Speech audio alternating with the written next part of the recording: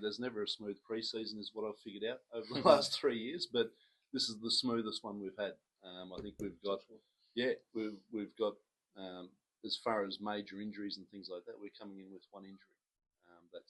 Otherwise we've got 30 fit players that are participating in training, each week. We're working hard and we're trying to do the right things, but the group of people that we have this year, I'm really excited about. I think they've got great potential to do great things. How closely do both of you work together during the close season? I've never met him, so no. I would say we talk probably most days. He says things that are of value, and I say things that are annoying, and he does what he needs to do to overcome me. So, yeah. I think we've got a good working relationship. It's been enjoyable.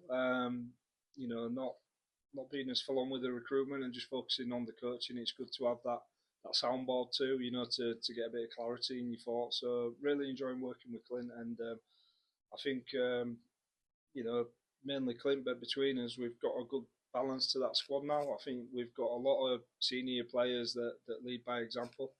I think we've got that solid core group, that are in the prime, that are all striving to get better. Then we've got that younger end that are learning from both of them and bringing the enthusiasm. So I think, as I've just said in that previous interview with yourself, that's a recipe for a good balanced squad that's future-proofing not only this year, but hopefully the years to come at York Knights as well. One of the big things that Mark and I talk about regularly is making sure that the majority of our squad have their best rugby ahead of them, and I think that we're in a position now where we've achieved that. And it's taken a few years because you can't just snap your fingers and recruiting is not an easy thing. Yeah. You can recruit on talent, but then you might be overlooking some character deficiencies. If you recruit purely on character, well, you have a whole bunch of nice guys that won't hit anyone. It's getting that balance and working with people and trying to really develop. And I think, well, that's Mark's bread and butter. He's sitting in this position today because he knows how to develop players. So fingers crossed, eh? Yeah, hopefully, mate. Hopefully. And while you're both together, you will have heard this before. Fans said it last year, they're saying it this year about recruitment, about we need a big forward. The Knights need a big forward. What would you say in response to that? Well, if we're short of forward, well, luckily the big fella's still fit, so we'll semi-fit. I don't think we lost. I don't think last year that it was the forwards that let us down. I think that we know what we can expect when it comes to a big forward. I don't know if there's too many bigger out there than Kieran Hudson if they're looking for pure size. But to me, the size that matters is really the effort and the attitude that they put in training, pre-season in particular. Are they going out there to execute a game plan? And yeah, there might be periods of the game where we may not be the biggest, but I'm not worried about the first 5 minutes of the game. I'm more interested in what's happening in the last 5 minutes of the game. I don't know, I'll shut up. You're the coach. No, I think that's it.